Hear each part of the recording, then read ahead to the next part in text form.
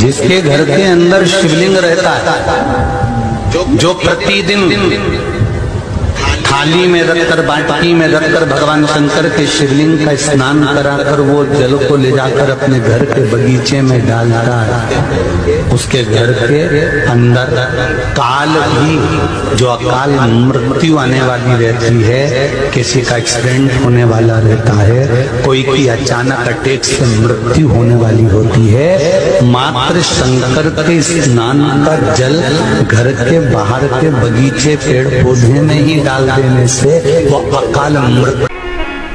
क्या केवल सुबह का समय, शाम का समय मंदिर जाने का होता है? इसके सिवाय हम मंदिर नहीं जा सकते?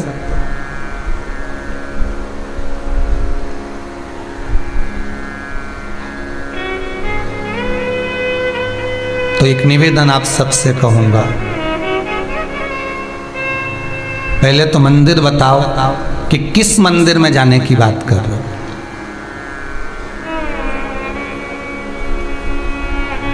आप कौन से देवता के मंदिर में जाने की बात कर रहे हो?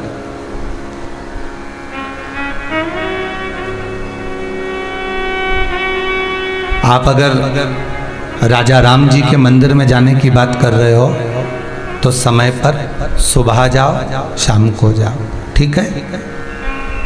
आप अगर भगवान कृष्ण के मंदिर में जाने की बात कर रहे हो तो सुबह जाओ, शाम को जाओ, जो समय लिखा है उस समय पहुंचो। आप दत्त भगवान के मंदिर में जाने की बात कर रहे हो तो सुबह जाओ, शाम को जाओ। आप गणेश जी के मंदिर में जाने की बात कर रहे हो तो सुबह जाओ, शाम को जाओ। मना नहीं। आप जितने भी देवता, बहुत ध्यान से सुनिएगा, आस्था चैनल के जितने श्रोता भाई बहन कथा सुन रहे हैं, बहुत ध्यान से सुनिएगा महाराज, बहुत अच्छी कथा, बहुत सुंदर प्रश्न है कि मंदिर क्या हम सवेरे और शाम को ही जा सकते हैं? तो आपसे निवेदन है, जिस बेटे ने ये प्रश्न करा है, आजकल के जो नवयुवक बच्चे हैं बहुत अच्छे प्रश्न करते हैं, ऐसा नहीं है, अगर सही उनको जवाब मिलना भी चाहिए। आप अगर गणेश जी के मंदिर जा रहे हो, राम जी के मंदिर जा रहे हो, आप कृष्ण के मंदिर जा रहे हो, आप दत्त भगवान के मंदिर जा रहे हो, आप किसी अन्य देवता के मंदिर जा रहे हो तो सुबह और शाम जाइए।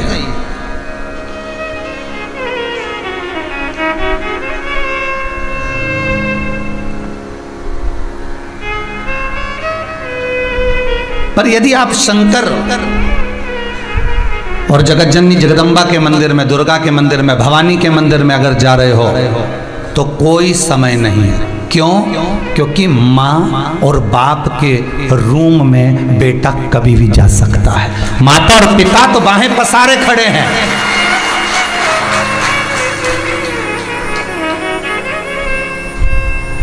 मेरे राम अयोध्या के राजा हैं।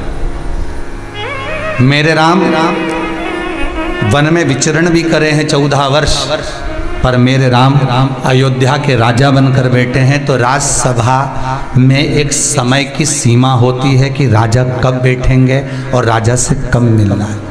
मेरे भगवान द्वारका के राजा हैं कृष्ण, ब्रज के राजा हैं मेरे बिहारी जी, मेरे राधा रमन लाल जी। एक समय सीमा है कि भगवान कब मिलेंगे, राजपाट में कब प्राप्त होंगे। दत्त भगवान गुरु हैं, साधक हैं, उपासक हैं। एक गुरु के पास, एक साधक के पास, एक उपासक के पास में समय देखकर जाना पड़ता कि कहीं वो तब साधना में तो नहीं लगे हैं। जो सब्जी बेचता था,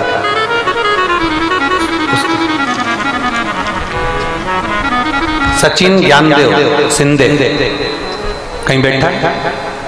सचिन ज्ञानदेव शिंदे कहीं बैठे हो तो हाथ हिलाइए।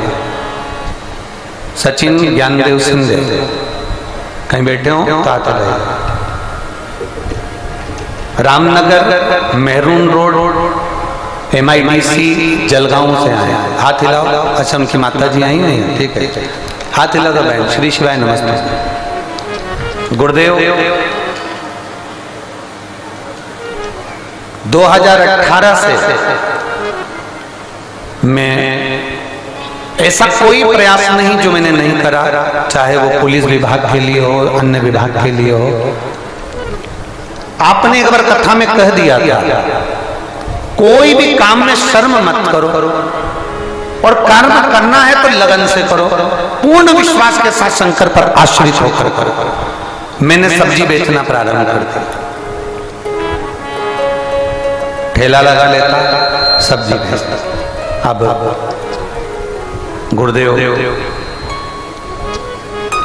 बीच में एक एग्जाम आया पुलिस का, जो 2018 से नहीं हुआ, वो 2023 में पुलिस की भर्ती के लिए मैंने सोचा, अभी तक नहीं हुआ तो अब क्या होगा, और अब तो मैं पढ़ाई भी नहीं कर पा रहा हूँ। इतने में मेरी माँ कहती है, वो सियोर वाला महाराज कथा में कहता है, शंकर पर करा गया भरोसा कभी खाली नहीं जाता, और कथा के पंडाल में बैठकर जो मांगते हो या सेवा करते हो उसका फल जरूर मिलता है, उसका फल खाली नहीं जाता।